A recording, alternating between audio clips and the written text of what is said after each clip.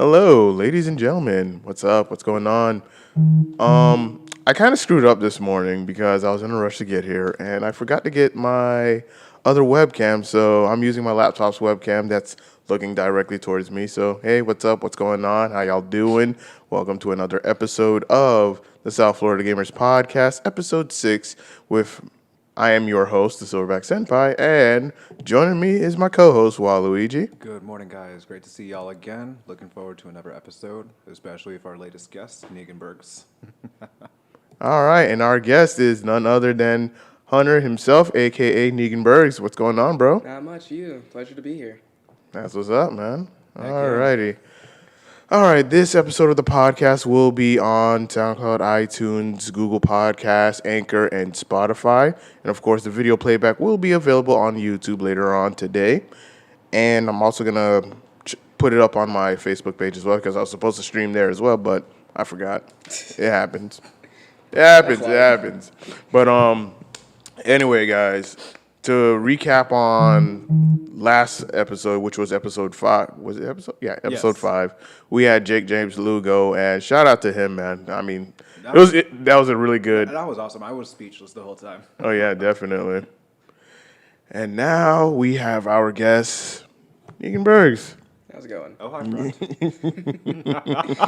I'm still reeling in from last night. Oh God, personally. yes. I think all of us are. Yeah, we're reeling in from last night. For those that don't know what happened last night, here at this arcade, it was very lively, It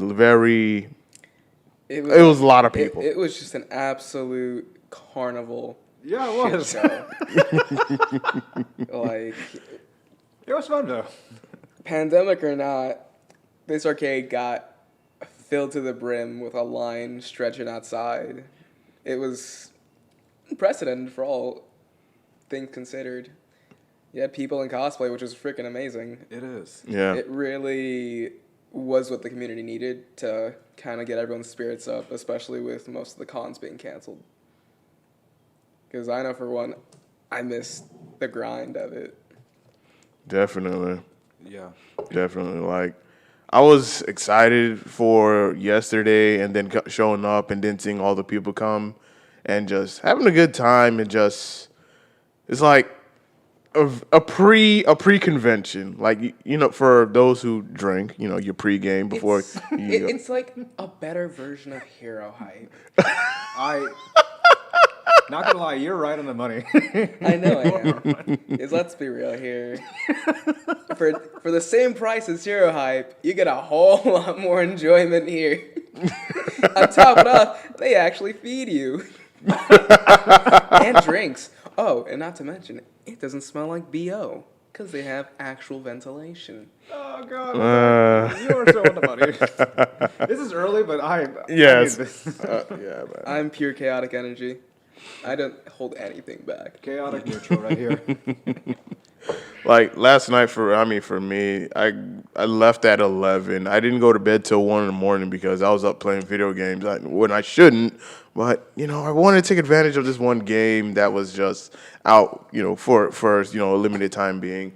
But besides all that, like coming out here, dressing up in cosplay as, you know, Solaire from Dark Souls and just like I was just literally just running around, taking head count. You shot me. Yeah. Assaulting people with A Nerf gun. A Nerf gun. You assaulted a few In my people. defense, I tempted you. I'm like, hey, I've shot someone with this. Like, okay. That was the funniest. You were a trigger hangry man. You weren't hungry. You were hangry. Yes. I was also hungry too because I was like running around, keeping a track, you know, head count of everyone coming in, checking the trash cans, checking the bathroom, making sure everything is stocked out. Yeah, making sure no one isn't doing anything stupid or crazy, making sure the consoles are working. Yeah, because you had Eddie at the front desk handling the boba tea, and then you had Will at the door just, you know, checking people in and whatnot. So, I did my part yesterday, and I was exhausted. I was thinking that when I came here after work, it's not gonna, you know, it's just gonna be, you know, a chill night. I'm not expecting too much people, but yeah. packed house. Yeah. I was expecting the same It thing. was at least at its peak 2 times capacity. Yeah, because you had people just lining out, waiting to get in. Yeah, It was definitely. just pure. I think I heard it was around 80 people. Over. I could see that. Yeah. Roughly. I was surprised. I was guessing like, Like 30, 40. not even in. That's not counting the people in line because you had a lot of us outside chilling at cars, relaxing, essentially tailgating out there, just enjoying seeing friends we hadn't seen since the start of quarantine. No, definitely. Agreed.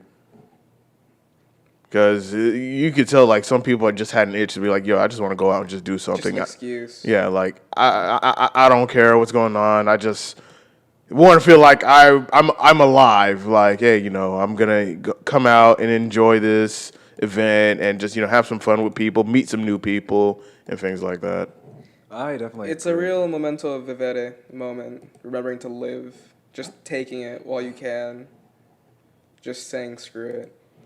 Because at the end of the day, if something happens, it happens.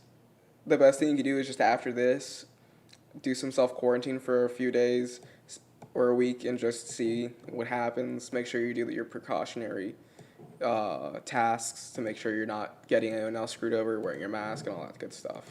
Yeah, definitely.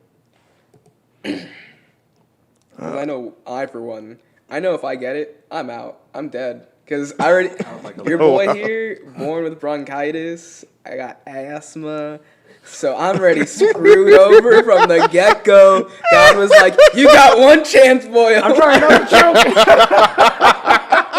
You got one chance. It's too Don't early. screw it up. And I'm like, you know what? I'm good. I think I'll take the chance. I went to therapy. I'm good. Oh, man.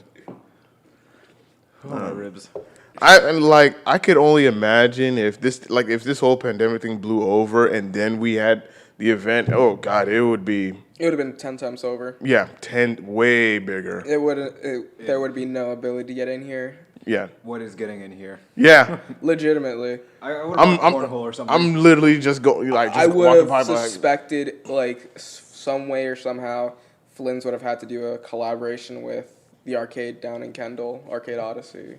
A small little shout out to them. Because that would be the only place that would have borderline capacity for the amount of people that would be That is true. coming to this arcade alone. I should have brought a grill. Like, the moment you mention cosplay, anywhere in South Florida, it's just, bam. You're just like, oh, hey, that's pretty good. Not wrong. not wrong at Especially all in about Miami. that. Oh my god. The community down here is just so tight knit though. It's amazing. It's honestly one of the best communities I've personally been a part of, and I've been a part of a few different ones. Like when I was younger, actually, I don't know if you guys ever heard of Kiwanis No. Nope. or Key Club, maybe. Nope. It's a charity organization, I believe it is, where they do a lot of community service and outreach. It's like Oh, that's awesome. that was a really fun community I was a part of for a while. I was president of my high school chapter. It was interesting. Definitely was a very fulfilling time because it was just helping people.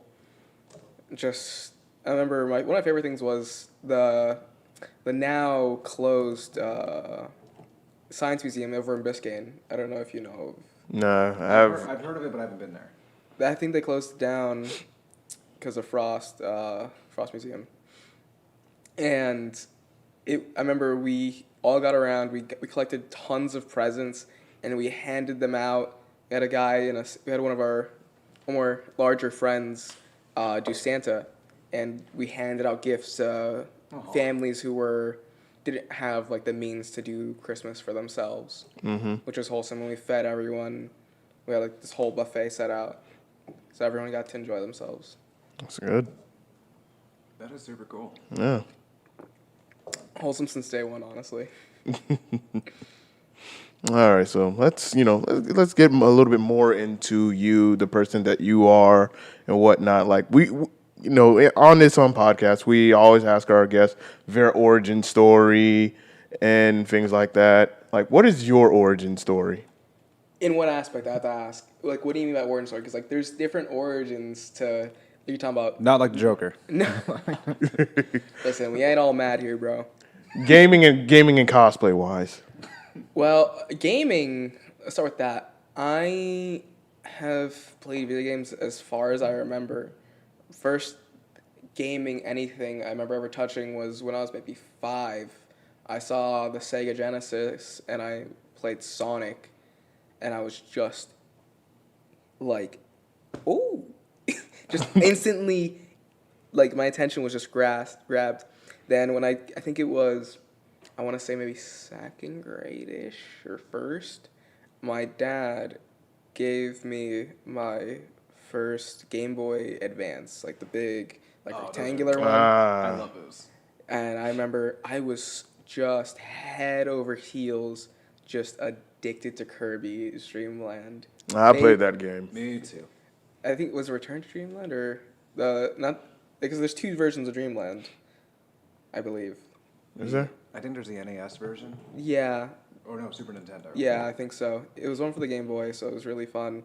I remember I had every Kirby after that for the most part for the handhelds. Then I got the GameCube, which I was just, yes. Thing is, I was that one kid who didn't have the memory cartridge, so I was there. I know a lot of Dude, people I know out that. there Yeah. I had a have PlayStation 1 like struggled. that. Yeah, so I was playing Star Fox for the longest. Not the good Star Fox, the shitty one with dinosaurs. You poor soul. Ah. You poor soul. You went to the wrong Oh, place. man. Yes, I know. But I played the living hell out of it. So I would leave it on for days on end. The fact that that GameCube did not die on me is just a miracle on and of its own. My grandpa did that with Medal of Honor. That was actually one of the For the games PlayStation 1. that got me into shooters. My dad got it for the GameCube. Medal of I remember playing that on the GameCube as well. It was amazing. I remember beating it 3 times over, just constantly, because it was just so amazing. Yeah, I was- especially during this time, it was like, wow. I was just like blown away by the game, and then I played it a lot more and more. I'm like, oh man, they need to make more military shooters like this. And then that's when I went to PS2 and discovered SOCOM. Oh, I forgot about that. Then I got to the Wii. The Wii was fun, all things considered, for what it was. I remember there was I forgot the name of it. It was like one of those military flyer games. It was like a World War II version. Aces something now. It was something Pearl Harbor, I think. I don't remember, quite honestly. It was a fun game. Then, 7th grade, Xbox. That's where I really took off. Hey. I made some of the longest lasting friends on there from Halo 3. Halo 3. Dude, that's how I... The best. Yep. The best Halo. When Reach came out, though, that's where it was. Because all I ever played was custom games. Yes, custom games. Indiana Jones, the ramp one, I forget the name of it, where it's like you have the infect at the bottom, you gotta try to hit the vehicles. So you have just like warthogs, tanks, ghosts just going.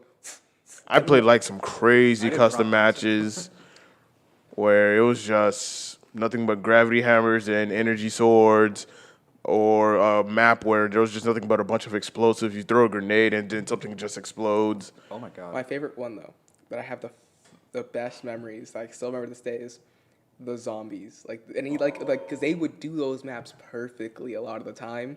So what I would do is when I was at an Xbox Live party, I would get my iPod, because your boy didn't have a smartphone until high school. I would play on YouTube scary music, just scary ambiance setting music. So everybody would be just losing their shitting bricks left and right whenever a zombie would get them, and you just hear me cackling in the background like a little that's idiot. terrifying. Yes. Funny. I loved it. Didn't make my own PC till I got into college. Because, fun fact, I actually was a carpenter's apprentice for a good half year with my uncle. Love that man to death. He's one of the best men I've ever met in my life. And I earned enough money off of one job because I spent an entire week cleaning sandstone at a mansion. So it was all mossy and dirt and all that grime in there. I was there just in the hot summer day, just power cleaning it all. Oh my god. So I got some serious sunburn. And the thing is, I'm the kind of person who never took a lot of breaks. So I was just there like dying, like borderline heat stroke a lot of the time. Oh God. Shoot. I want to earn that dollar. I know that feeling well enough. Hard work pays off, people. Like I made, I think, $1,400 off that job alone. It was just me doing it solo. So it was a great job. Bought my first PC, and it was just the best because I was using laptops for a lot of the time. Because I shared a room with my brother, so it's like I had no place for a PC. So I was just laptop on my bed with a clipboard, this like silicone frisbee with a mouse attached to it. Like, so I was just there like You gotta make it work. Yeah, man. in a twin size bed, just like. Eh. But I got my own room, built my own rig, and it's been great. Building your own PC is so much more affordable than buying a preset. For anyone out there, go to PC Part Builder, figure out what you're doing, and build it because you're gonna save so much more money. It may be a hassle, but it is worth it in the end because all the parts they give you in those pre-builts are just garbo. Could do better. You could do especially in like the fans and just intakes. Well, I feel bad because I bought my PC pre-built. 2 of them pre-built. Well, I mean, some of the parts are good because my first PC was a pre-built, and then after that I built it again. I built another one, so after a while. But sometimes you can get some decent pre-builts. It's just more the structure of the case, and it's mainly the power supply that they really jip you on. Yeah. You can buy a pre-built, try to find like the parts that are like the most worth it in it, and if it's like everything kind of evens out to the price that sounds logical, then you go for, okay, I'm just gonna take this part out and replace it for something that's a bit more efficient. Like a power supply is like usually the most common thing that's less quality.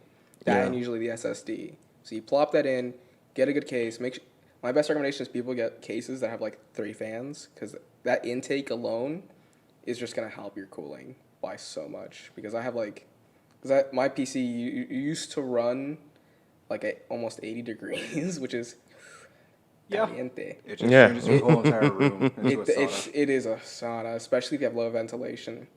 But okay, enough about PCs. Going towards cosplay. It's gonna get a little bit depressing for a moment, but it's more of a comeback story. Right. I was in a relationship for 3 years prior, so from 2016-ish, or like early 2017 to last April, I was in a relationship, and it was unknowing to me toxic because I ended up forming a really codependent relationship there because I was the kind of person that really sought help, so I was toxic in my own right. I'm okay to admit to that personally. But after the relationship ended because of dishonesty and loyalty and just cheating essentially, I was just fucking just destroyed. I was in the lowest point at that point. And so I went to therapy, worked on myself, lost 45 pounds. Because I was borderline morbidly obese. I was almost like 210. Like my normal weight's supposed to be like 140, 150. Because I'm 5'6". As it is, I know I'm not going to be able to hit like the 140 mark because your boy got thunder thighs. I'm thicker than a bowl of oatmeal, double cheeked up on a Sunday afternoon. What am I doing with all this ass? I'm saving this part. I wouldn't blame you. But I was working on myself, dieting. I was on a very strict pescatarian, more vegetarian-leaning diet for a good amount of time after that breakup. So most of the summer, I was like that.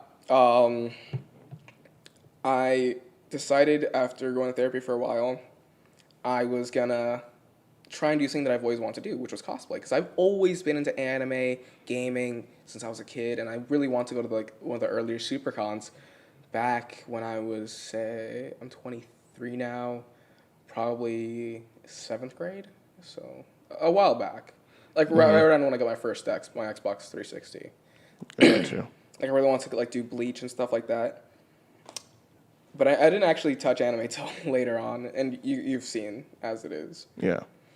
So on the most recent SuperCon came, I was like, all right, bet. I ended up making some friends with some people who turned out they were going. I became fast friends with them. They said, hey, we're renting a B&B over by the convention center. You want to come with us? And I was like, hell yeah. I'll pitch in, all that good stuff. I ended up spending all 4 days. I was only 3 days initially, so like the Friday, Saturday, and Sunday. I ended up saying, screw it. I buy the 4 day pass. Like I buy the Thursday pass because I already bought the 3 day. Right. Oh, okay. I did Arthur Morgan all 4 days, and it was the best experience of my life. Arthur. It's honestly, unbeknownst to me, that's where I unofficially met one of my now greatest friends personally, Snarky J. She's one of the realest people I've ever met. And that Arthur was, because I had really resonated with that character because I loved Red Dead series, one of the best series in my opinion. Because I played his good playthrough, and because I can't play the bad playthrough because my moral compass does not allow me for all. For me, it was like a mixture of both. Wait, I do have a quick question, Hunter. Did you find any O'Driscolls? Those goddamn O'Driscolls. Lenny, where are you, Lenny? Lenny! I had to ask that. I couldn't help myself. No, it's fine. It's actually every now and then. I don't know if anyone knows. There's a brand of blackberries and raspberries called Driscolls. Yes. So whenever I come across Yes. it, I would like I sent it to Jay because she's a huge Red Dead fan.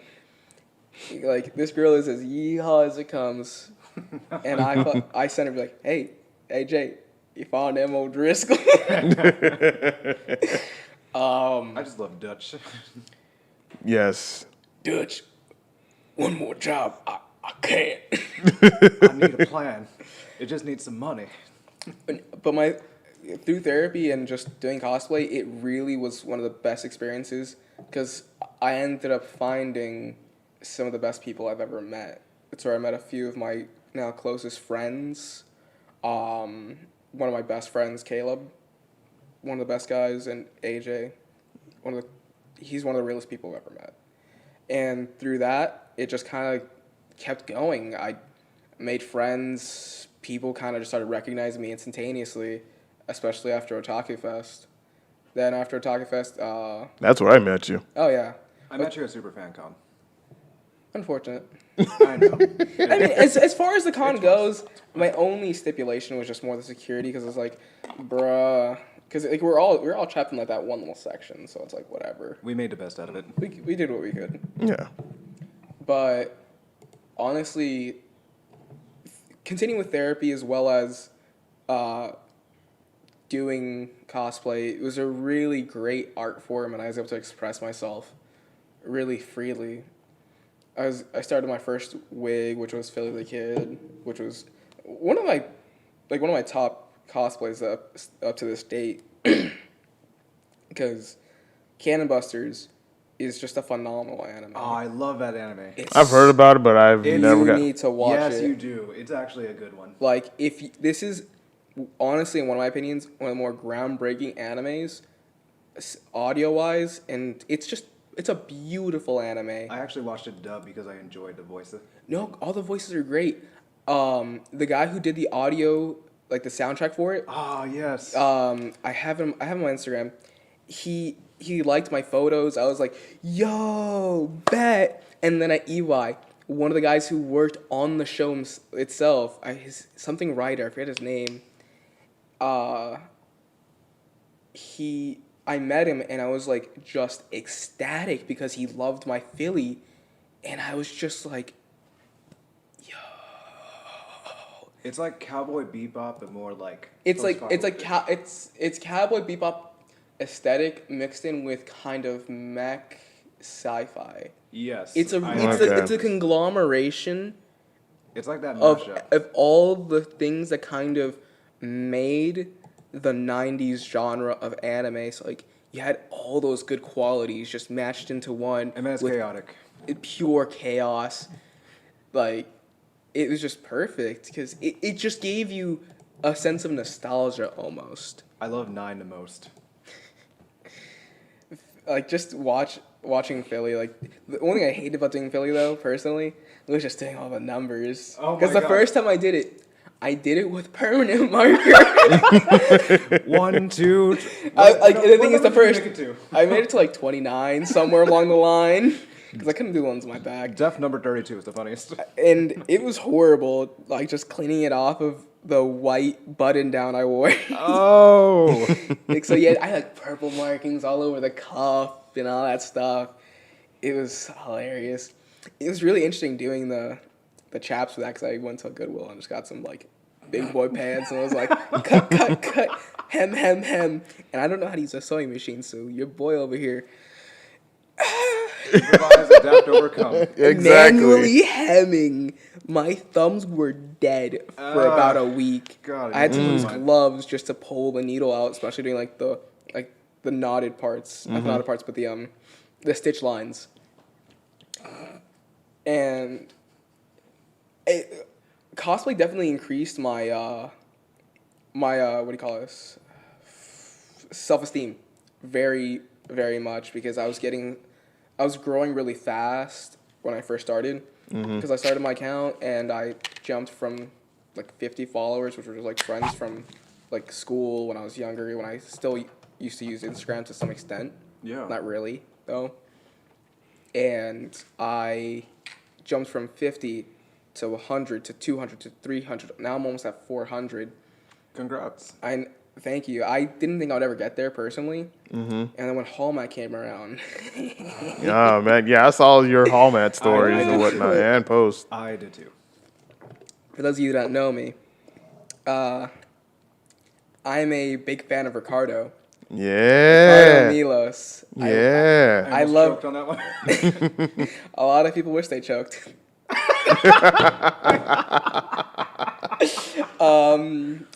But in all seriousness, I really enjoyed the meme. It was great. I'm a big Mini Lad fan personally. I love watching his meme reviews. So that was like, my Ricardo, that's great. I love it. I'm gonna roll with it. My friend Caleb, because I initially did it once prior at EY off of Dare, and I was like, I really vibe with this kind of interaction because it's usually, for the most part, positive. I go to Hallmat. I decide a month prior, I'm going to do the 18 plus contest. It was Oh, boy. hands down, best experience I've ever had. Hands down, one of the best experiences because I had the music, I prepared, I practiced the choreography to a T. I went on, I let the music roll, and all you hear is, duh, you got that. Duh. I knew you got were going to that. use that song. Got that, duh. And all you see is me go, Like you, because you got that what I need. with that. I Dude, I do got Ricardo that with you. smile. Because initially I was actually supposed to do it with one of my friends, and what we were gonna do is I was gonna do a white bandana with the American Speedo, and he was gonna make a white Speedo and a red Speedo and do. Oh, you're doing inverted colors. No. He was gonna do the Soviet Union Speedo with a red bandana, and we were gonna do the whole dance together. Ricardo Milos. Exactly, it was gonna be amazing. Dude, I'll do it with you in Hallmat. Hell, fucking yeah. And That would be It was interesting. and we were gonna end up doing with a JoJo pose where we lock arms, go with a Dio pose. 'Cause for those of you that know, I can do one of the best fucking like possible. Like I all the way down, almost to the ground, kind of like flexibility. Because I used to do a lot of martial arts as a kid, and a That's what's lot up. into high school. Got up to like a brown belt, I believe, in Shotogan. And I did a lot of Muay Thai in my later years, like around when I was 19, 20, and kickboxing. So I kept my limberness through all of that, even after awesome. my hiatus of martial arts, to the point where my instructor I love this guy. Raul Llopis. He's one of the best guys I've ever met. He was my trainer. I think he was a 7-time world champion Muay Thai boxer. Nice. Nice. And he was a trainer at my gym because I go to UFC. And loved working with him. He was like, bro, what the hell's wrong with you? You're like rubber. Because like he would get my leg when he's stretching me, because you like one leg here and like lift the other one. I was like, I'll be able to hear like from my face. Oh. Because I can So do a split almost. Like I can do a man split, not the split where it's like, but like where it's like a bit of like like that. I know. So that way I don't crush my nuts. Yeah, you don't want to do that now. Hell no. But back to Ricardo, like it was one of the best experiences purely because it was. I say like about, I don't know what the capacity of that auditorium was of Hallmat. I'd say about 400 people maybe, give or take. Jesus Christ, that's awesome. Just like one of their big auditoriums that they use for the raves at Hallmat was filled with people, and the entire room, I hadn't heard it get that loud up until that point, and it was just one of the most gratifying experiences. Just like, even the fact that I had a chance at winning, purely like it was just like it brought me almost to tears personally, because it was just one of those moments where you feel all your effort just paying off. Yeah, definitely. Like, the only reason I think I didn't win to some degree is because the second judge didn't know who Ricardo was. Wow. Oh my God. Uncultured. I don't blame her because she's Uncultured's not from the fine. country. I think she's from South America. She's a South American cosplayer. But he's Brazilian. Not everyone knows I the know. myth, the legend, the gay porn star Ricardo Milos. The Japanese meme that started it all. But Dude, we're doing this. I'm actually thinking of doing another one with one of my friends, Vin. Him and we're talking about it right now, of doing, spoiler alert, I might be doing Zeppeli. Not Zeppeli, Speedwagon. Ooh. A sexy Speedwagon from JoJo. Ah. So the idea is we're gonna work on the wig together. We're gonna get the hat attached to the wig, and I'm gonna make sure I get that little Speedo nice and designed up. And we're gonna God, that's do- awesome. Everyone loves JoJo. Who doesn't? Yeah, who doesn't? Actually, I can name a few people, but Yeah. Oh no, yeah. That's because they're just biased. Or Dragon Ball fans. Not or true. Naruto fans. And I'm happy right now, all things considered. I'm losing weight. For those of you that do follow me, that watch this, you know, I've been posting pretty regularly my meals. The reason I'm actually posting them is trying to give people inspiration and some motivation. Like, hey, if this shithead over here can do it, you can too. Like, eating clean, like, I'm a big proponent for eating healthy, dieting, all that good stuff. I know it's not for everyone, but doing it at just changing your diet a little bit for the better, you will see a drastic difference in you. Like, you're going to become more regular, like, and just in general, your body's going to feel much better. You won't feel as sluggish some days. Right. Like, I woke up, like, I didn't get much sleep, like, up maybe 5 hours. I usually get 8 to 9. I woke up this morning, showered, drove here. I was just smiling the entire way. Go up to Starbucks, got myself a little feta spinach wrap. I was just smiling the entire way.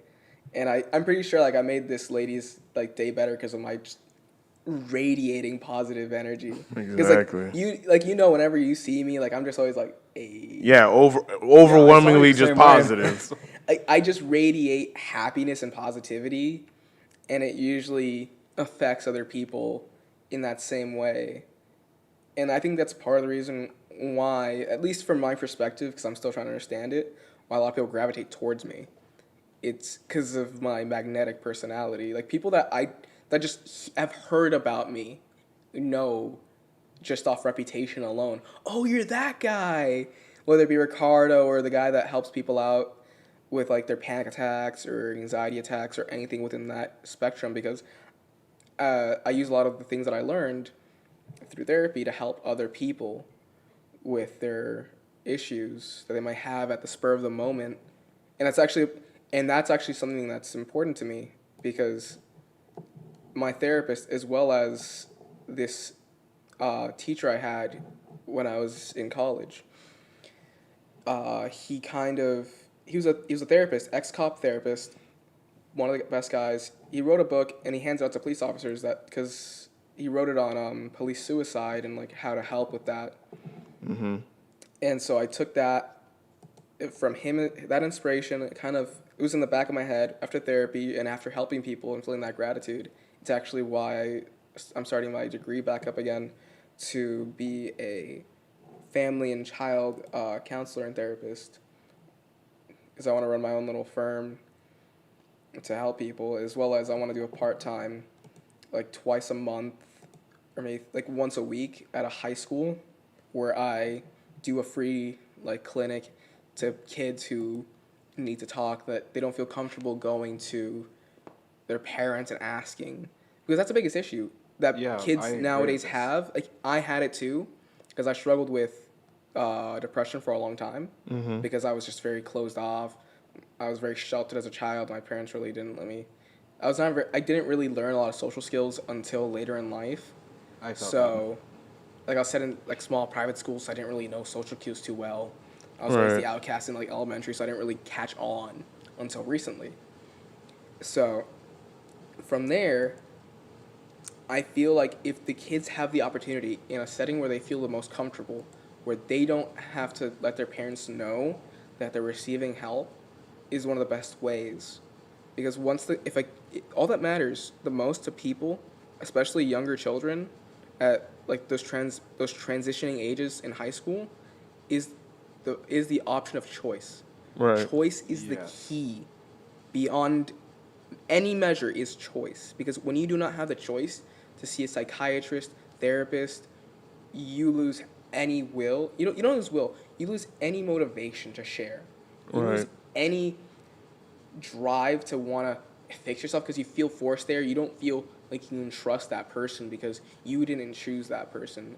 And that was the thing with me. Like, 'cause I got put in a lot of I had a lot of psychiatrists because I had ADHD, and I was like kind of just there because my mom wanted to put me on meds, which I hated, because when I was younger I was borderline anorexic.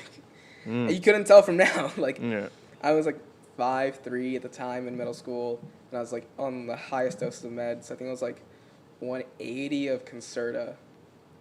And for those of you that know, ADHD meds is, especially when it's the higher dosages, it's an extreme diet suppression. Like, a lot of people use it for dietary reasons, as well as concentrating, because you don't have any appetite until it wears off. Oh, So you're wow. just not really eating throughout the day. So I'm there. So like it was just there. Like I never really had that drive to really share with the therapist. So I just kind of like bullshit my way through a lot of it. Just kind of be like, yeah, yeah, whatever. And my mom would go in there and like talk to the therapist and shit like that, and I'm like, yeah, whatever. But when there's no parent involvement or intervention with a therapist, like yeah, sometimes and the kids will share, like when they're younger, because they're like whatever. Younger children are more likely to share. No problem. But when you get to those old ages, you just don't feel the drive to share. I know that feeling well personally. Exactly. Because you don't feel comfortable with this person. When you don't have the choice. You don't want to share.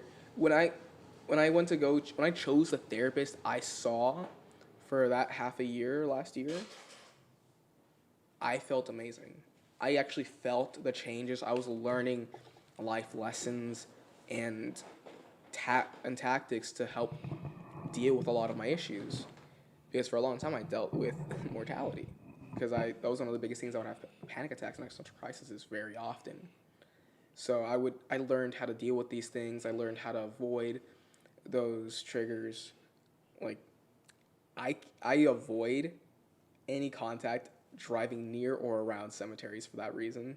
Like if I have to drive past one, I'm kind of like one eye closed, just kind of focusing on my lane, just driving straight forward. Mm-hmm. Which I know like you've experienced mortality being a veteran, so you understand well how me being more of a civilian, it's more different. Yeah. But it's just because at a younger age, when I was just starting high school, I had lost my uncle, and then the next year after or so, I had lost my grandfather, both of whom I was very close to, because now it's not the same uncle that I was a carpenter for. This is my mom's side, my aunt, because I only have like one cousin on that side, like first cousin. Because Hispanics, we got like 20 some odd cousins. We don't even know who the hell they are. Oh, I know. those extended family. Oh, this is your third cousin, twice removed. Tell me about it. On my other aunt's side, I'm like, how are we related? You're not. It's like that one scene from Spaceballs. Oh my god. I am your father's cousin's brother's roommate twice removed. It's more what does that make complicated us? than a Joestar bloodline. Absolutely nothing. Like the Joestar bloodline is simpler than like a Hispanic family. It really Yes. is. Because at least you can talk. trace. At least you can trace. Oh, okay. So I'm 2/3 related to Giorno. Okay, makes sense because it's my great granddad's body and Guillaume's head. Hey, Pretty much. Yeah, pretty much. I've met like second, third cousins. Hi, mom. It's so crazy out there, honestly, with Hispanic families. It's like, it's weird. And like, my dad's side, which is like all close knit. Like you hardly ever see any like third or fourth cousins. So he's like second or first, and that's it. But then, so after my uncle died, when I was starting my freshman year of high school, I think it was my sophomore or junior year that my grandfather died, who I was incredibly close with. Especially since I was the first Leiro, because my last name is Leiro. Mm-hmm. So I was his son's firstborn son. So that meant a lot to him, because that meant I'd be carrying on the name. Right. Which is what that really mattered, because especially since my grandfather, fun fact, he was one of the revolutionaries in Cuba that had to leave because he was fighting against Castro. So like they got the hell out of Dodge. So a lot of that. Then after that, a few of my other like aunts, the great aunts, died. I had a lot of death, like consecutive, like year after year, and it really started hitting close home the most after my mom's cousin. He abruptly passed away. I don't want to like get into too much detail, but Understandable. situations occurred and he passed. And he was one of those family members that you just loved. He was like, he had that magnetic personality that you couldn't resist like having fun with him. And after that, it just kind of really, and that was like a year later, really recently, about like two years ago roughly. It was a rough time, and all those deaths kind of led up to my issues. But after now, like learning and growing as a person, I've become the person you know today, which is just this goofy crackhead energy, lovable idiot who at like late at night has like one rat brain cell left in his head, just knocking around, just like, oh, piece of cheese.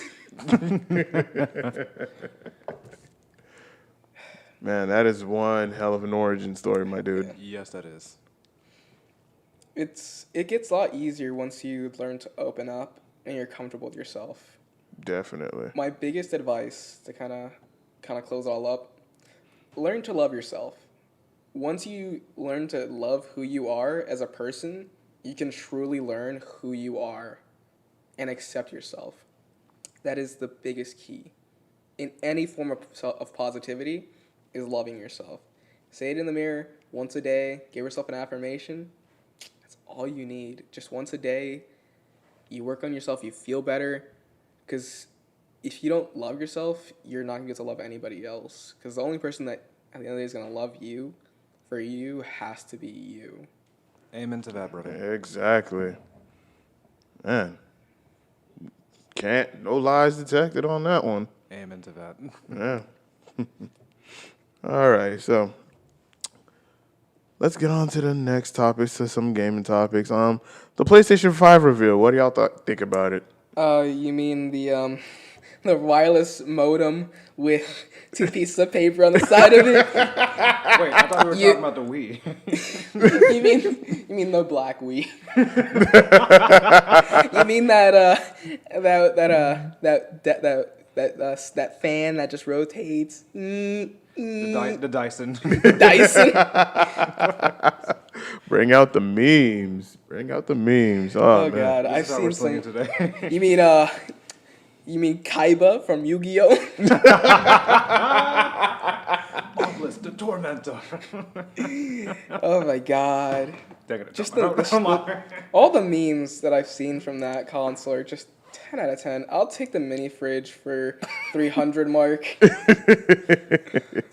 I mean, I couldn't care less personally because I'm an Xbox person, so I don't really care too much, especially Hell since yeah. especially the only reason I say it is because PlayStation, as good as the games may be, the one thing they're lacking on is PC conversion. Yeah. Because that's what Microsoft has on top of them. That is true. Because I can play whatever I want with my friends on Xbox on my PC, so I have that versatility. But I do like the cast of games that they're going to be uploading to the PS5. It looks like a great deal of high quality games. The cinematography that I've seen from a lot of the games are just beautiful, especially if you render it into like the 4K resolution, like Yeah, pure definitely. nat 4K. It would probably be one of the most beautiful things you probably would see in a game wise.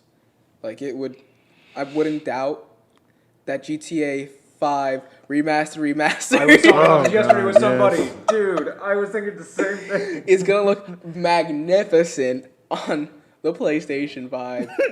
Yeah. Rendered in 4K. Buy it again for $60. We know you Yep. will, You can little hear about that yee-ass haircut anytime. you little so and so. GTA 6? Nah, you're gonna buy GTA 5 for Five the third again. time. Exactly. At this point, just release all the GTAs and I'll be satisfied. How much y'all want to bet there's going to be another Skyrim for PS5? They might. Yep. They might. Yeah. But Yep. I don't know. Purely because of the fact that I think it was the last E3 or so. I can't remember which expo it was. Bethesda released a simple glimpse of their next game. Oh yeah, the Elder Scrolls, right? Yeah, the Elder Scrolls game. It looks amazing from that one clip, but then again, the bar has been set pretty low lately. Because 76. yeah. So fun fact, I'm $200 out of pocket on that game. I unfortunately own a helmet and game and steel book. That ain't a real fucking steel book, people. It's just a plastic book. Like, where's the steel? They stole from me. I'm like, I end up tweeting them. Where's the steel book? It's Oh that. my I'm God. like, this isn't steel. What the? Like, I feel gypped. I'm like, oh, a steel book. That look really dope. It'll be nice and shiny. Do you at least scream Foos Roda in the helmet? No, the helmet's like just a weird little voice mod. It's like the same little voice mods that they put in those kids' masks. Oh, or that's Batman, terrible, man. Or Bane. It's like, you never know who I was until I put the mask on, Batman. That's depressing now. I'm disappointed. Like, it's a voice mod, a button that does like kind of like a static noise, and a yellow little lamp on the top. It's a cool little like mantelpiece that might like. It's cool to have. Kind of. There's a fly. It's nice to have, but that's like the only thing that really I got that's kind of nice to have out of it. I used the figurines that they gave me for D&D.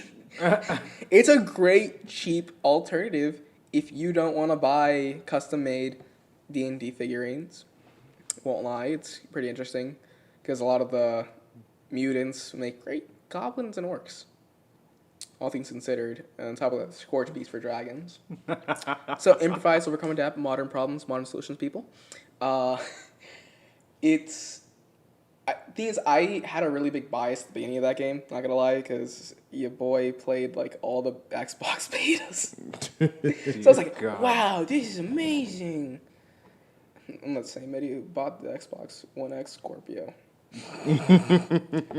I mean, the controller's nice. At least I still use the controller for my PC. But yeah, the bar's been set pretty low for Skyrim. Not gonna lie. I mean, not Skyrim, Agreed. but the next Elder Scrolls game. I'm still amazed. Not gonna lie. Just we'll get back on topic for the PlayStation. How long they've been milking the living hell out of Elder Scrolls Online. That game Yeah. I hate it pumps out updates. I hate Yeah. it so much. Like, I don't know how they do it personally. It is amazing how they do it. I'm impressed too. I've seen, because I've seen people when it first started, like when it first came out, I've seen people kind of like within love of grind, then I'll come back a few months later playing with some friends, and I'll see people that are like level 200 or some absurd level, and I'm thinking to myself, how does one find the time to reach such a high level with such little content at their disposal? Yeah. And I won't deny, a lot of the raid systems in that game, it's pretty fun. I've played the sieges that they have in there. It's a good game, all considered. Combat's pretty decent. It's as I'd say it's about as balanced as really most games go. In the crafting system, and it's a pretty interesting economy too. If they have a really good economy system, I won't deny, it's interesting. But another game I'm actually kind of curious about would be the Ratchet and Clank that's coming out. Oh yeah, I am. I saw that, Yes. and I'm like, That threw me off. Yeah. I was like, I was Ratchet not- and Clank into the Spideyverse.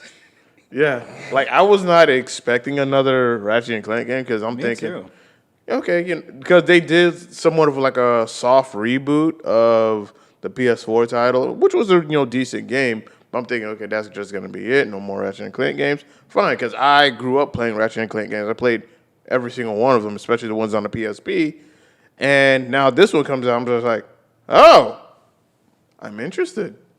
You Yeah. got my attention. Yeah, you literally got my attention on this one. I think within that just trailer alone, it kind of really grabs people's attention because it gives some fresh breath into the reboot of a series. Because it adds a bit more of a spice of variety. Because now you have a whole new outlook how to deal with something. It's Yeah. a new challenge essentially, which is really interesting, especially like for such a classic series from our childhoods.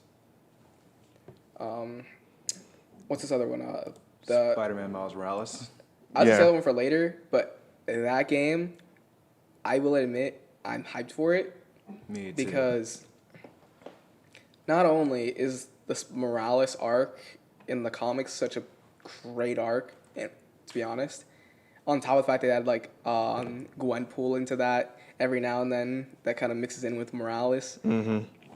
Like if they had some DLC for that, I think it would drive a lot of people pretty nutty. I agree with this heavily. Because anytime you add either a Deadpool or Gwenpool to something, it will just be, but they have to do it right. Yeah. They gotta, if they take source material from the comics and add into there, I do not doubt that the game will have, on top of its main sales, because I'm pretty sure that might be a Game of the Year nominee, that DLC will even further drive up the player base. Right. Because it looks and feels like, just from watching it, like it's going to be a really good Spider-Man game. Because like in the past, there have been some Okay, decent and disappointing. suspect. Like the Spider-Man original games. Quality. for PS2. Yeah.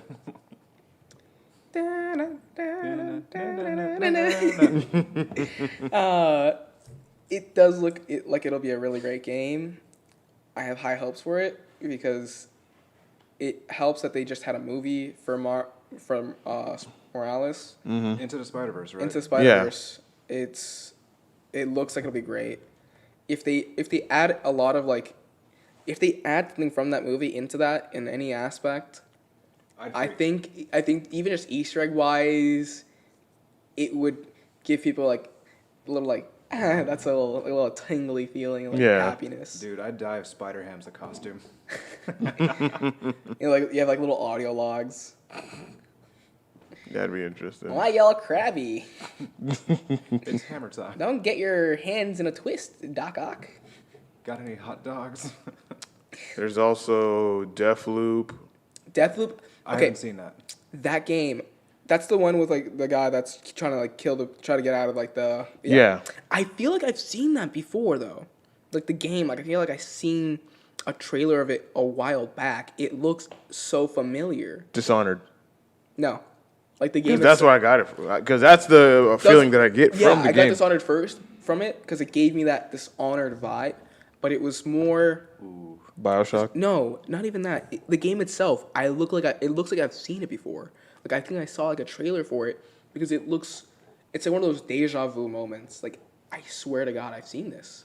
I swear I've seen that trailer somewhere. Wait, can you tell me about the trailer? It's a guy. He's trying to kill these assassins and whatnot, but the thing is, he dies and it repeats all over again. Oh. And then you also have someone hunting him. So when that person shoots him and kills him, he has to pretty much restart all over. Yeah. That sounds like that movie, Happy Death Day. I was gonna say Happy Death Day, Happy Death Day, or that one movie with Tom Cruise. One of them actually trying to like, it's like every time they die, it's like back to the same like war. Yeah, I remember what you're talking about. I forgot the name of the movie, but I know what you're talking about. It was a good movie. It had John Krasinski's wife. I forget her name. I'm trying to think of the movie now. It was a good movie. There's a lot of like time-related movies, like Deja Vu. Yeah. I mean, it's a good concept because it's But really it's cool. it's really easy to work with. Another good one is God damn it, what's this game? The one I remember wanting to play it. It's the one with like the Earth got reset essentially. You have like the people and like the mech animals and stuff like that. Horizon Zero Dawn. Horizon Zero Dawn, the new one. Horizon Forbidden West. That game looks. Oh, it does. I've seen just gameplay. the cinematography of it all, with the god rays, just especially that underwater scene with the crocodile. It was just. Yeah. It was amazing. Just you could see the detail alone in just how it was made. They put effort into just that alone. Because I'm pretty sure that was in-game footage. I want to say, because it looks like it was. Ooh. Because you can tell the difference between cinematics and in-game. Yeah. You could tell that was in-game footage on probably the Pro. It hasn't, maybe the Pro probably up-rendered to natural 4K, I want to say. And it looks like it'll be a great game. I remember the first one was well received. Yes. Like really well received. It ended up being my game of the year. It looked like a great game. I never got a chance to play because I don't want to buy another console anymore. Gotcha. If I'm going to put that kind of money in something, I'm going to put it into buying a new part to my PC and replacing. Gotcha. Understandable. Alrighty. What about Assassin's Creed Valhalla? That game, I love Assassin's Creed. That's one of the games I grew up on. I played Same. the living hell. I played living hell out of Assassin's Creed 2, like completionist almost. It was I can only imagine great things coming from that game. Vikings is a definite. It's a twist. It's a really good place to touch on because who doesn't love Vikings? I know. That's like true. Vikings are one of like the tried and true, can't go wrong.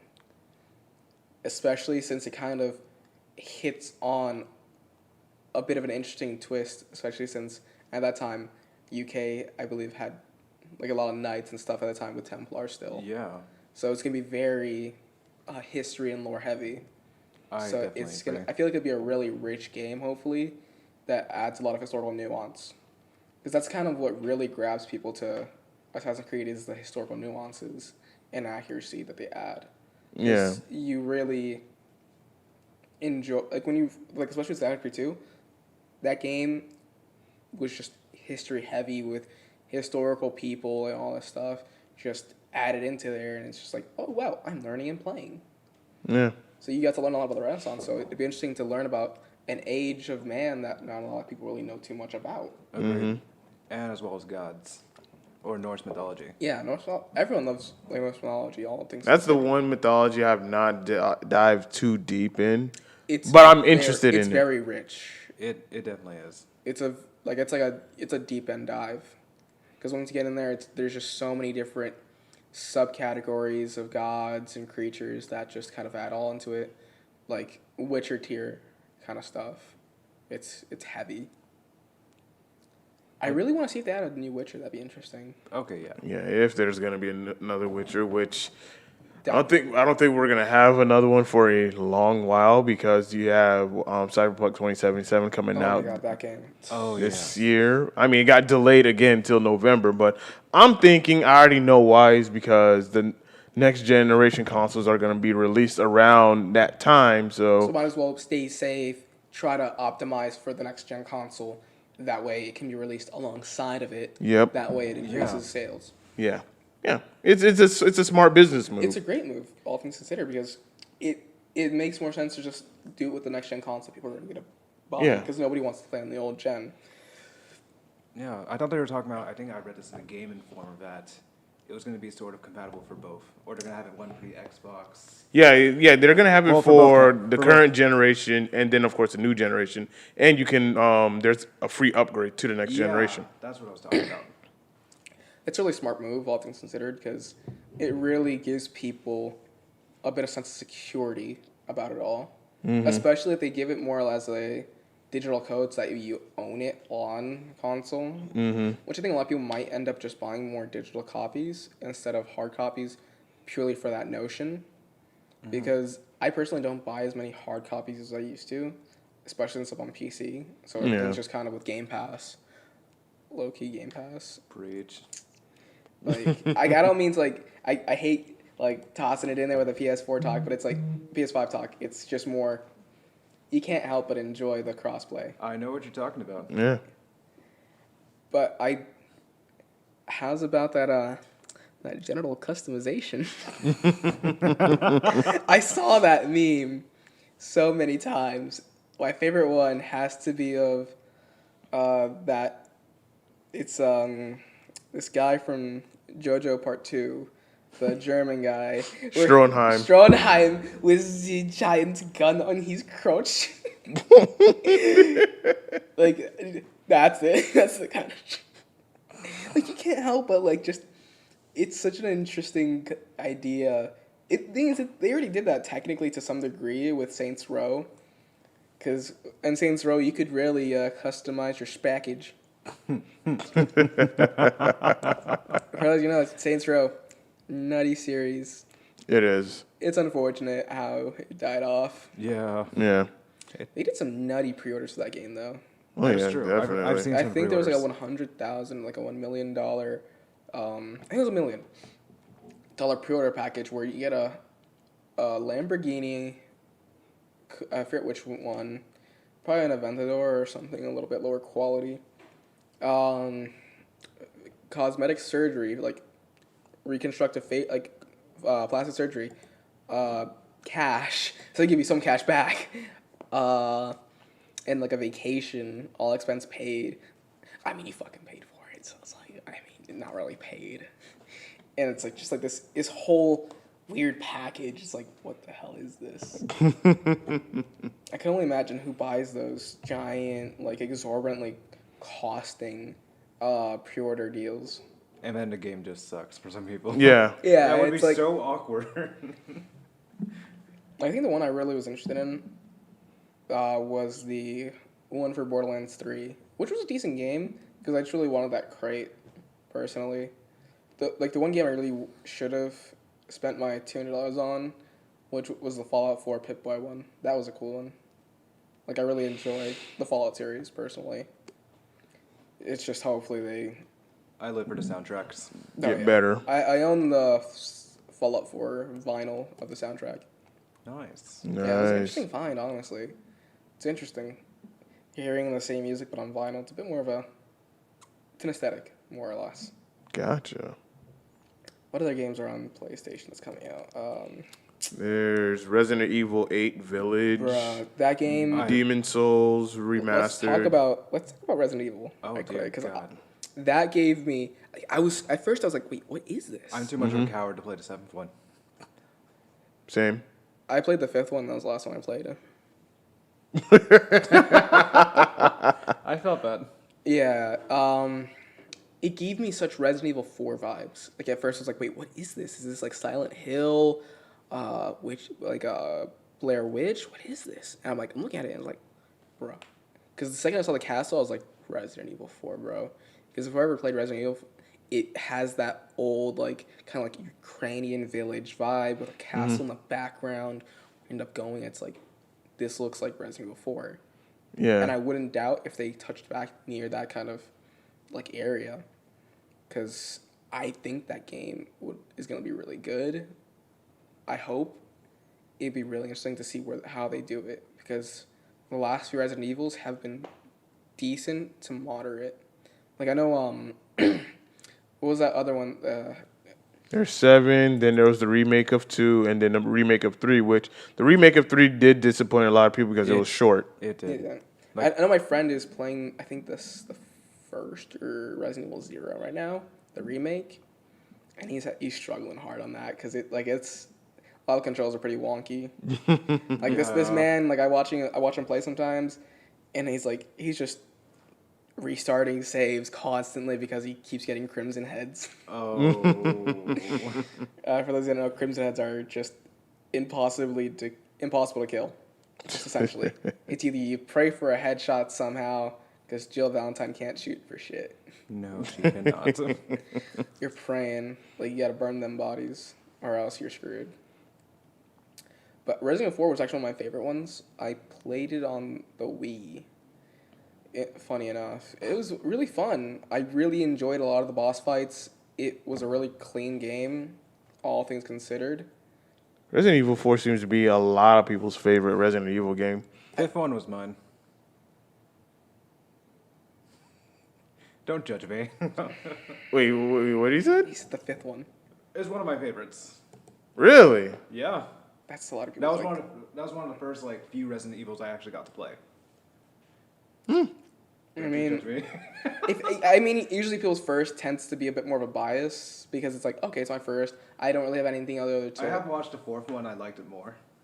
Because it's the way they made it. It's just so much. It's crisp, regardless of what console you played it on. Mm-hmm. The aim mechanics were decent. It was a nice game overall. The boss battles felt diversified because you weren't really forced to do certain things. You kind of had variety. On top of the fact you had the merchant who would sell you different types of guns. You'd find other stuff. You could choose to do it harder. You could choose whether or not you wanted to use a powerful gun at that point, pray for ammo essentially, or just go with whatever you had. It was a really interesting game. On top of the fact the combat mechanic was pretty slick, because ADS is such a godsend, especially in the Resident Evil franchise, because it makes it so much easier. And I like how none of you guys did not mention nothing about Resident Evil 6. Which one's that one? I talked about it last podcast, how much I hated it. Which one's the 6th one? The 6th one was the one with origin story in a nutshell. Yeah, you had Chris, you had Leon. Oh, it's just like a revamp of like the Stars Chris, crew. Leon, you had Jill, you had Wesker's son. It's just a revamp of You had Ada Wong. Yeah, it was just a revamp of like everyone's origin story. and it was more of it wasn't more of a survival horror, but it was more of a action. Oh no, yeah, I remember now. Yeah, it's like Everyone came back. together. Yeah. Everyone just kind of collided. I forget which one was the And one. people where hated that game. Watching Leon Chris fight was probably the coolest thing, but the whole game just sucked because you can't even pause the game. Which one was the one where it was like a guy, he's looking for his wife? That's 7. 7. Yeah. That one I liked a lot watching. It looked like I think it's one of the better ones because it just gives you such a different feel because it's not in the same story type as the rest of the games because it's just a guy looking for his wife gets abducted and he's trying to just survive. Yeah. That's it. It's a clean game. It stays away from a lot of the basic tropes from the rest of the Resident Evils, and it gives a bit more creative. The infected everybody. Yeah. I'm recent really release. hoping to. I really want to play the 8th one. I have high hopes for it because if it looks like the 4th one, I think it'll probably be as good. Because it gives me the same vibes. It'll be really interesting. Definitely. Yeah. There's also Godfall. I haven't seen anything I about don't it. think I saw that trailer. I might have. There's Godfall, which was released during the time the PlayStation 5 was being revealed. The Demon Souls Remastered. Demon Souls Remastered. What do you mean? That's a remaster of a game? Yeah, Wow. I never heard of it before. because this generation we already had Dark Souls 1 remastered, and we also had Dark Souls 2, I think the an HD version of Dark Souls 2 for the okay. PS4, because Dark Souls 2 released in the PS3. We have Dark Souls 3, but Demon Souls is the one that started off Dark Souls. So it's the beginning, and people who have played Demon Souls and Dark Souls will tell you that Demon Souls is a little bit harder. It looks it. It looks does. terrifying. I had never heard of it until now. That's interesting. Because all I had ever heard of, was Dark Souls, but that was very briefly. When I was on Xbox when I was younger, I never really. I tried Dark Souls, got so far, and I can't personally. It's I understand. a lot of I'm there dodging- with you. A lot of dodge and weave, Bob and weave. bob and wave. Trial and error. It's a trial and error game, and sometimes you just be like, you know what, F it, I'm done. I'm done. I'm done. After watching a tutorial, I'd like, nope, not getting this. Yeah. There is no tutorial for Dark Souls. Exactly. No It's- tutorial. It's it's just just learn. Learn, die, learn. Yeah, literally. Oh gosh. Same thing with Bloodborne. Same thing with Sekiro. You just learn and die. Pretty much. Oh, speaking about the words of blood, I think they're making another Blood Rain. Really? Yeah. A little warm. I haven't heard that game in years. I watched my cousin play it in New York, like probably when I was like 5 or 6. It was a unique game. Yeah. I would like to see if they do bring it back. I would like to see what direction they would go with it. Yeah. She was like my first vampire waifu. Don't you judge me, Hunter. Listen, I unbiasedly judge everyone who has a waifu.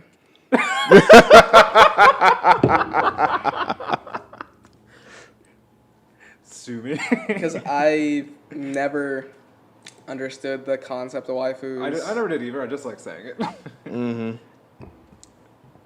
That's what they all say. Yeah. All right, our next topic. What do you expect for the Microsoft Xbox event in July? All right, so I'm going to just say a wild, just I'm Hail listening. Mary. Fable 4. Ooh. Fable was one of the first games I played on console, and it was I played it. I played the first one, I believe, or the second. I think it was the second one. I played a second too. I played all of them. I played the second one first on my cousin's console when he got like the first Xbox 360. I played it and I was just enthralled and enamored in this game. So when I got my own 360 and I saw Fable 3, I was like, yes, I need this. And I played the living hell out of it. Out of all your endings, which one did you choose? I did kind of like badish ending. Like it was kind of good, but it was like more bad leaning because I didn't know what I was doing the first run through. Now I know how to get the good ending each time. I saved my dog. Oh, for Fable 2. I thought you meant 3. What now? Save my dog. Save my dog, yeah. Listen, let's be real here. We all save our man's best friend here. Exactly. Not like all the people that died. Screw that genocide right there.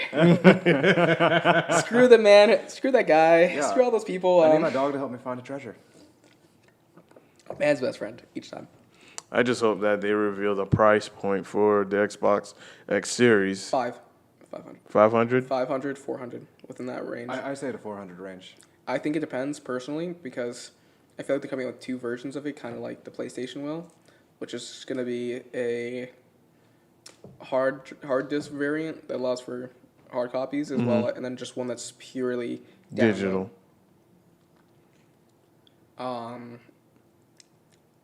I hope for Fable 4 because Microsoft bought Lionhead Studios. I think they're with what's this company that? And Microsoft also did acquire a bunch of studios as well.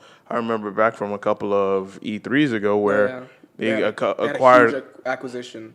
Yeah. of some gaming studios. So I'm hoping to see some games from Microsoft and be like, okay, they're stepping up their game. They got a lot of good titles coming out, a lot of good exclusives that I am very interested in, getting and seeing what the universe of all these games are. So yeah, I'm hoping for I have that. high hopes personally because a lot of their acquisitions were a lot of the same companies that built a lot of our childhoods up. Yep. In the game wise. They have Rareware, they have Lionhead, and just a ton of other ones.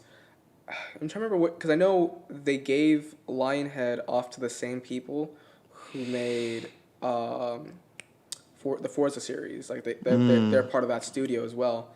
And if any of you've played Forza, especially the latest Horizons, cinema-wise and just graphic-wise are some of the most gorgeous games.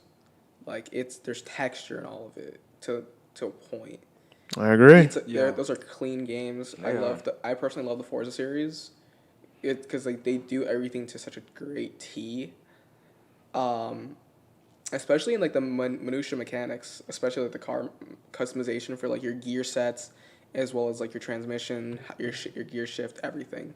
It's just they do it right.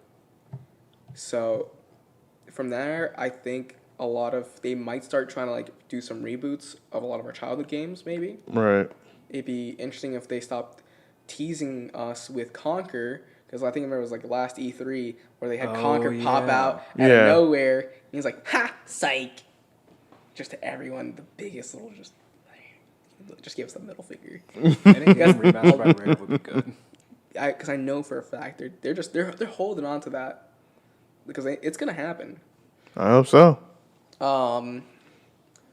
I feel like we might get some more footage from Halo Infinity. That'd be really interesting to see. It has. I haven't played Halo since Reach, actually. I haven't played Halo since 4. Oh, dear. Yeah. Oh, dear. I haven't really played anything past 4 personally. Mostly the story was just a cluster. I've heard, I've watched I just watched all of the playthroughs for the most part, just kind of like as a giant movie for that one. Their games.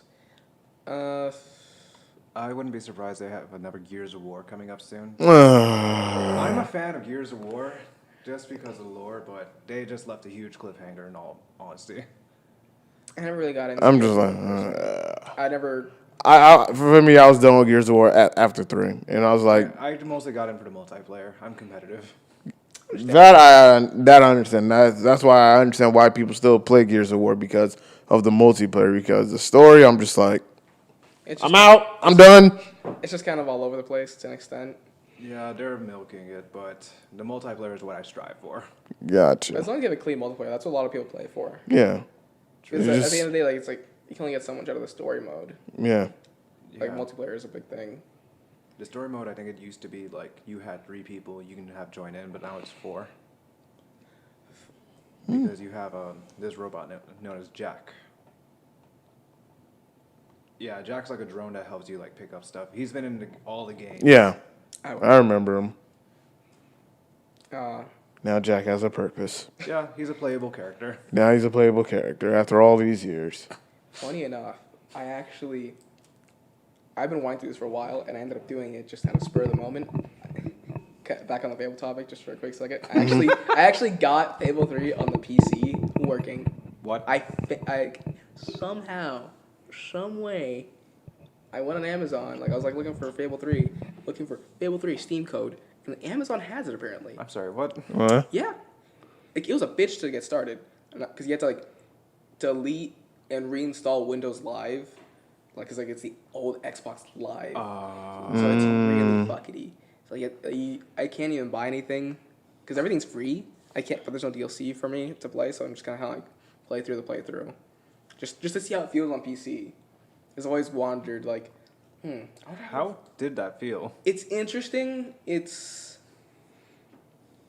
I'd say console's better, like controller wise. Yeah.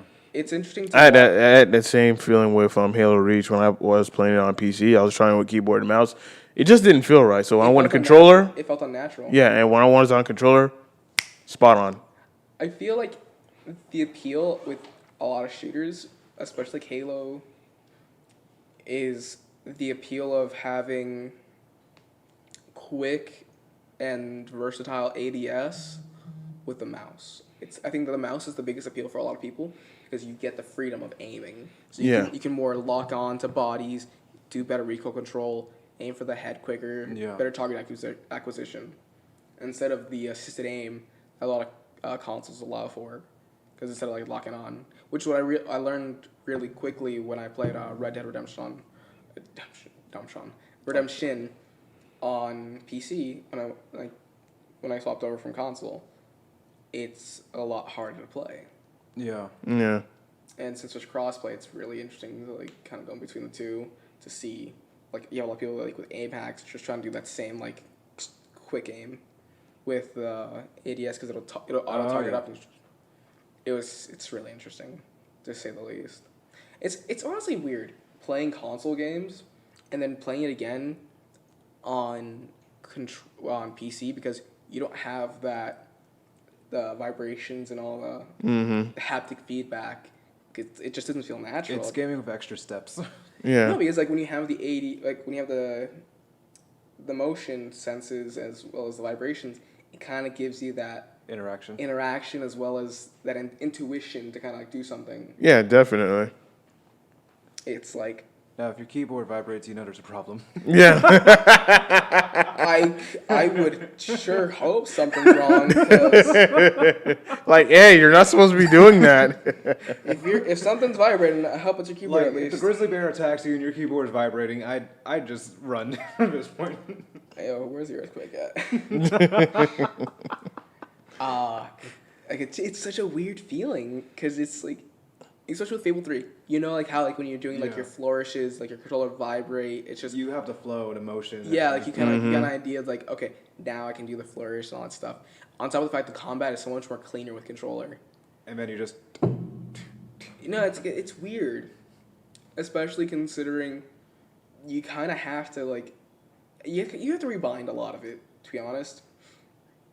Because like all like your potions and stuff like that are all on the F keys, so it's like, I gotta reach while you're dodging. That reminds me, I had to try Dauntless on PC. You do you. I know. I got yelled at to play Dauntless a couple weeks ago on console and felt it was It's just a free version of Monster Hunter. pretty much. Yeah. I bought Monster Hunter when it got released on PC. I couldn't get into it that as much. Like I kind of like beat one of like the first like big bosses, and I was just like, it just looked like a really really long perpetual grind. It's like, great, now do it again. it's literally repetition times 3. You have to do the same shit over and over again, and it felt like an unnecessary repetition that kind of just got real boring real quick. Honestly, It's now do it again with style.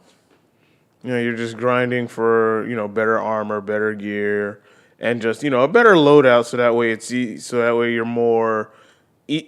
more capable of taking down bigger monsters and bigger threats. And then of course you also have the capabilities of having people join you so that way all 4 of you guys can go ahead and take out this monster. And there are cases where the monster ends up killing everybody. yeah. Or the monster just kills that one person that is the weakest one in the crew, and it just becomes a rage quit situation. Revive me. You can't even revive people. You just get sent back to your base camp, and then you're just like, well, I gotta run all the way back. And That's why I like Dauntless. I don't know, man. It's just I can't get into that kind of grind. It becomes such a tedious process that it doesn't even feel like it's worthwhile. Kind of like Black Desert Online. I never played it. neither have I. It is a grind and a half. It took me like maybe 78 hours to get to like level 69, 68. Jeez. It was just horrible. And like a lot of the gear you get to get, it's like a rare chance for a drop for it. And everyone's in that area trying to grind for that exact same item as you are. So it's just a perpetual thing. And it's economy based as well. So like a lot of your profit comes from selling things on the market, crafting, all that good stuff. And it's a very complicated, not really complicated, but it's really easy to get the hang of it. Like once you learn it, economy system, because there's a lot of like workers and that you have for certain things, so you kind of have to have like just consistent cycle, just working on 24/7 to get you stuff to make money, because you need money to even like get anything in that game. Oh yeah. Everything's market based. Don't get me started with the upgrade system. Oh dear. Oh dear. Try upgrading something, there's a high chance that thing's gonna lose durability. All right. Our next topic is, what would you want the main focus to be in the next generation of gaming? Crossplay. Crossplay. Yeah, crossplay. Xbox. Crossplay and cross save. Oh yeah. That's yes. I didn't think about that. Because I know Destiny 2 has cross save where you can save your profile on wherever you're at. It'll literally just go everywhere. Yeah, I gotta try it on PC now that you told me this. They did that when they were going off of the Blizzard launcher, I believe it was.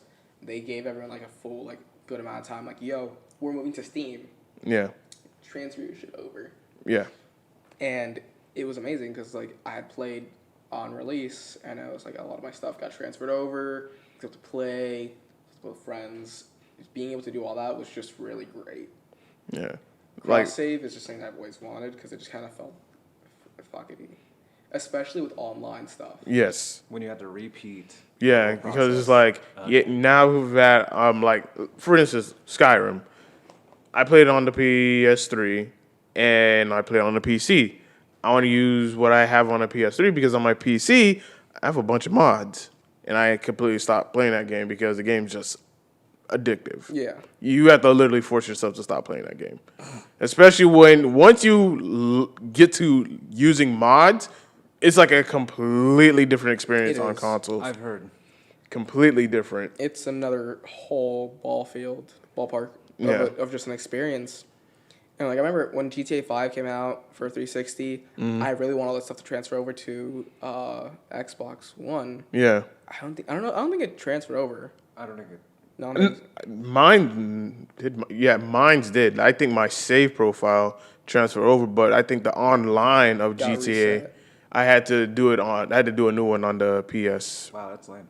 Yeah, which is really upsetting because a lot of like stuff was there. So I think it was like a fresh grind all over again. I can't remember. Yeah. I could be wrong. All things considered. Same thing. Same here. Yeah. But cross save and cross buy, cross buy as well. That would be really. Like if I buy a game on PC, as long as and it's under Activision, Ubisoft, or whatnot, I should be able to use it on all the other different platforms. But I feel like that's not much of an issue, at least from the Microsoft point of view, because a lot of stuff that's bought on Xbox, if you have the digital copy, you can play on PC. Yeah. yeah, Which is it's just amazing.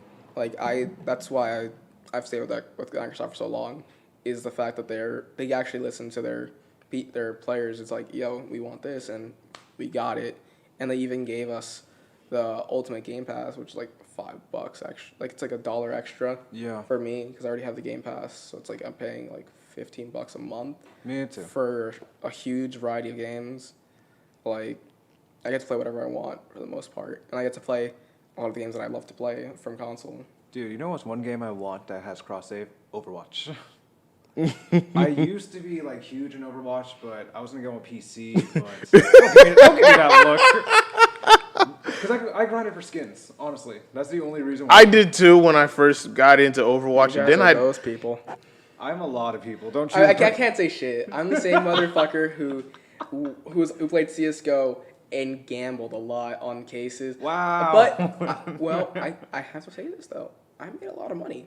I spent like maybe $200 on cases, I unboxed 2 knives, a lot of reds, did a lot of good trade ups. I made like $800 in profit. Oh my gosh. Nice. I unboxed a lot of high quality knives on CS:GO. I used to be really big into that scene. Like I would go to those trading sites and do like those $50 gambles, Oh. and I would make profit. Like I would get these knives that are like I pay $50, chance at a knife. I ended up making like $20, $30 profits each time. I'll do trade ups to try to get a higher quality knife, wait for the market to fluctuate, and sell it at a premium, and I'm good. Like my last inventory was about the price was like $980 something. Wow. Because I had a lot of high quality stat track and nice items that were like each individually worth like in the tens. Like I don't know if you guys play CS:GO or kind of watch. I haven't played it yet, but I have it on Steam. I'm pretty sure you guys have watched. I played it very, very I'm rare. pretty sure you watch all those unboxing videos and stuff like that. Yeah. One of the knives I unboxed, which is like the last one, like when I started like getting closer to me kind of ending my CS:GO career, because I had, fun fact, I tried making 2 separate CS:GO teams for my college's collegiate team, because we didn't have a CS:GO team. We had a really great Overwatch and League team, but there was no CS:GO team. I was like, I want to do this. I love CS:GO. It's one of my favorite games. Let me try this, and it just never worked out each time. It was depressing, so I just kind of quit that off. The knife that I had unboxed, I kind of like was near the end of that career, was a Stat Track Minware M9 bayonet lore, which was one of like the highest tier for the gamma tier case. Like you had the Emerald Fade. I mean no, it's not Emerald Fade, but it's like Emerald Doppler, which is like a green like just galactic effect essentially.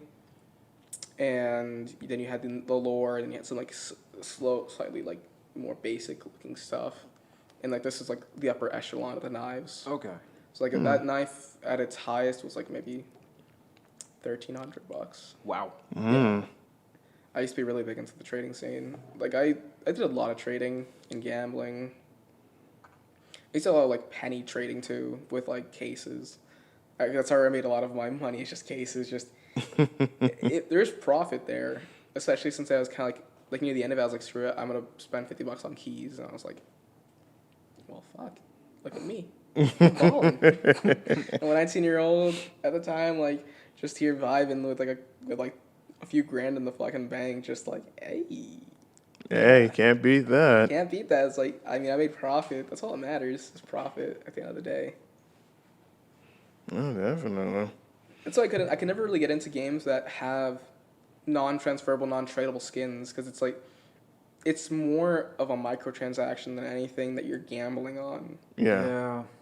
Like if you can't like make any form of monetary or in-game monetary, transferring or monetization from it, there's no real point in my opinion. Like it's cool if you get it, like if you're not spending the money but you're earning it through the game. Yeah. It's like, okay, cool, you you got that from leveling up or doing your dailies and stuff like that. It's cool. I can never get into like buying a skin. Like buying a skin is like if you earned it through just in-game currency that you've earned over time, then yeah, go for it. But it's like League especially. Oh dear. I know so many people who have spent like a few thousand on skins. I'm sorry, what? Yeah. Those skins get expensive from what I've heard.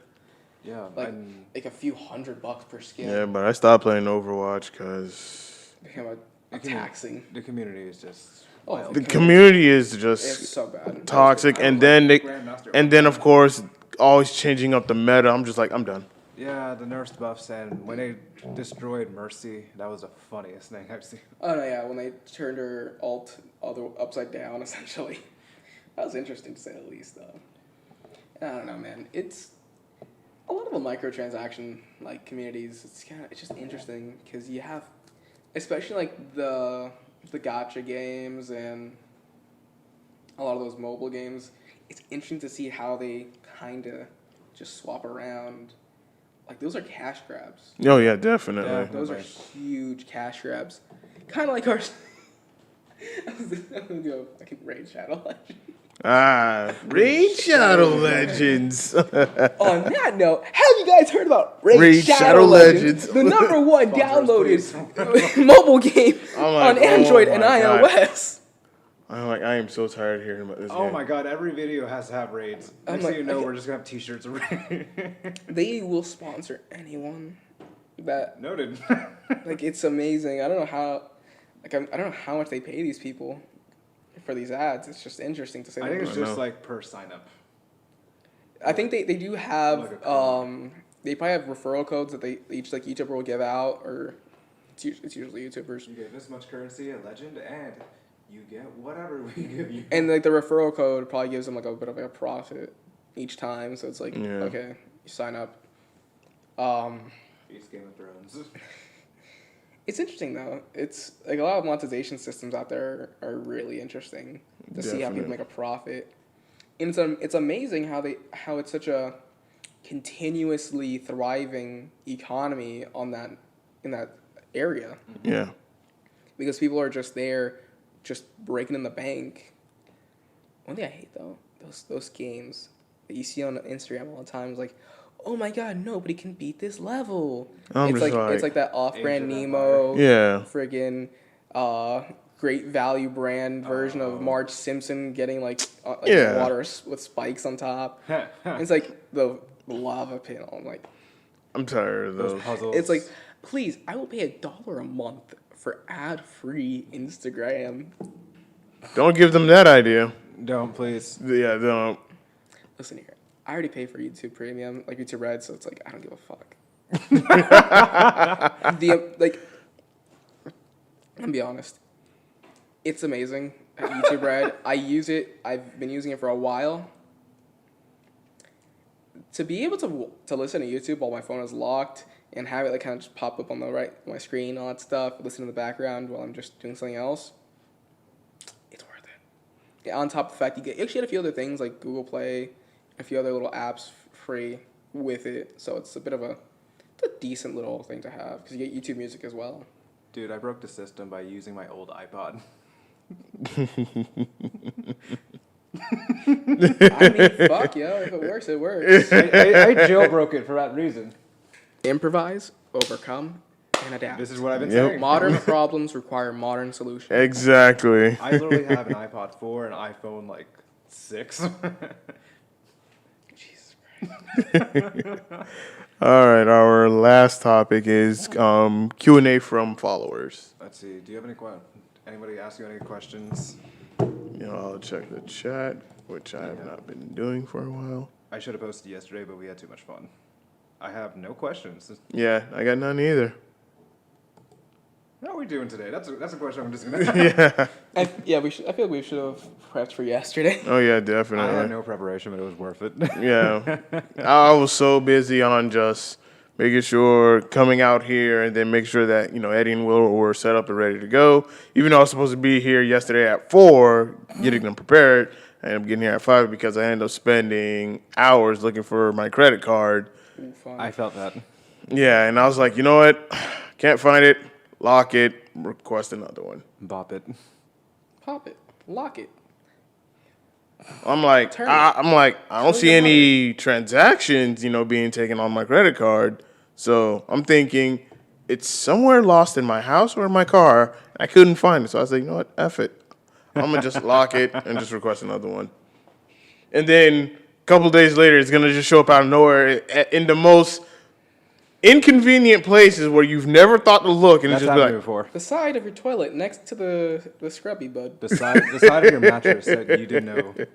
Bruh, there's some wild shit like under my mattress. That, like I don't know how it gets there because I have a wooden frame that's like my bed is in such a perfect spot because I have this little cubby essentially, but like my room's about it's a small square. I have a small room, all things considered, and it just my bed frame just slides right into this little thing perfectly, like I it's feel that. flushed, mm-hmm. and it's just like wooden frame, gap, and things just fall through. I lost my ID for a week or something like that. That's horrible. Yeah, it is a very terrible experience. I Yes, can only it is. imagine. I had a few scares like that when I was younger. I was like, oh, fuck, did I lose my wallet in that parking lot? It's like, oh, fuck. Oh man, my last job, I thought I lost my ID one time because I was basically like a little chauffeur, so I was driving like the company car, and I tried to get my ID, and I complained that I thought I dropped my license to a sewer drain, I couldn't find it, and then I get a voicemail because they have a camera, it's like, oh, it looked like you dropped it inside of your car, and I saw that, and I felt so awkward.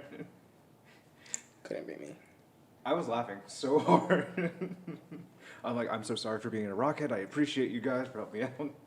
I've lost my wallet so many times on my bed. Me too. Which is weird because my bed, like, I don't even sleep under my covers. I sleep on top of them with a blanket. Same. So it's like, I don't know how it happens. Now I just leave it in my pants. So it's like, okay. I wore those. They're there. Pretty much. That's what I did yesterday. I'm wearing the same pants as I did. Or I just toss it on my desk. On top of, like, where my monitor is so I don't lose it. Because my desk becomes a mess really quickly. I just lay stuff on top of my laptop, like my phone, my wallet, my AirPods, and whatever. My essentials. Key stuff. Work keys, backup keys. Any questions on YouTube? Nah, none. No questions. I just know that this is a really early podcast. Yeah, it's very early, but it's all good though. I would say the next, when we have our next guest, we just try to make sure we get all the questions early, so that way. I'll probably save the next questions if I have any questions now. Yeah, save them for like next podcast because after last night, I'm just You're just knocked out. Yeah, I'm winging it. I'm super hungry because I forgot. I ate at like 4 o'clock last night. That's it. I mean, I ate like a 7-ish. Lucky. 6. Yeah. That was my only meal for that night. Because I was just trying to stay away from all like the food here. I will tell you this though: if there's ever another big event here at Flynn's, and then the podcast is the next day, I might just be like, we're delaying it another week.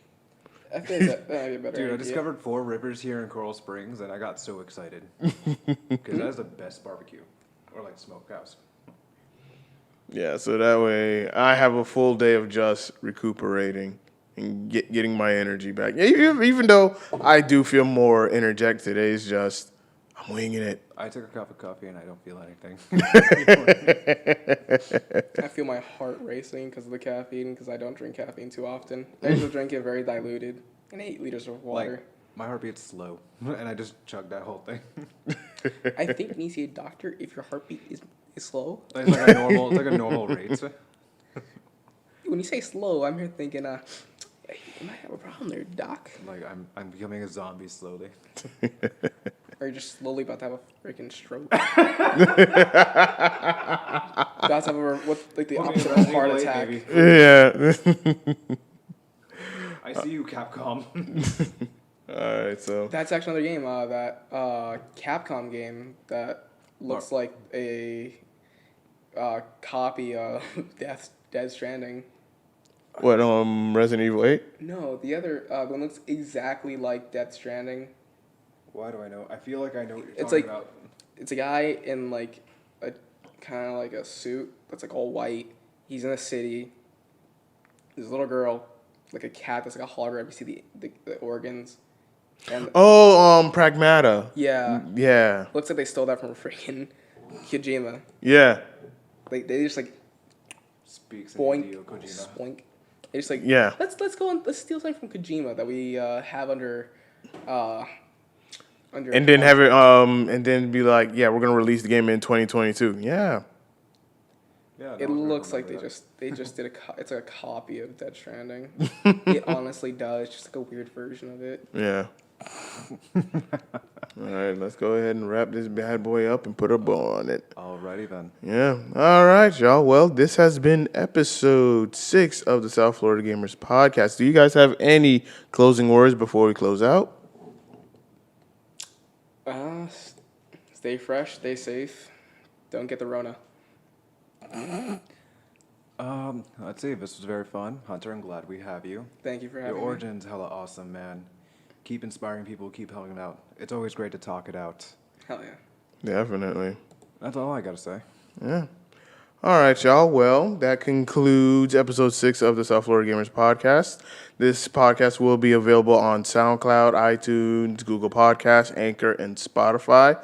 And of course, the video playback will be available on YouTube after the live stream is done and over with.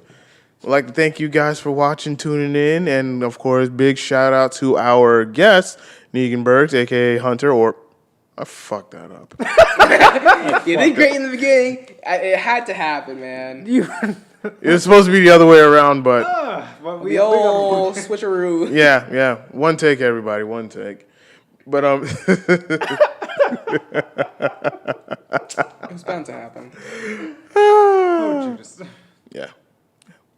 Last night was a long night, but we had fun. So anyway, guys, that is it. All right, we'll catch you guys again in the 2 weeks from now with our next guest. I'm butchering it, but I'm hearing a pre-made script.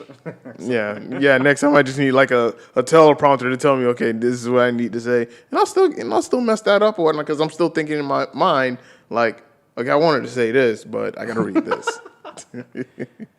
But anyway, guys, thank y'all so much for watching. Thank y'all for tuning in. Appreciate it. And yeah, catch us on the next one from 2 weeks from now. Anyway, guys, until next time, and as always, stay classy. Arrivederci.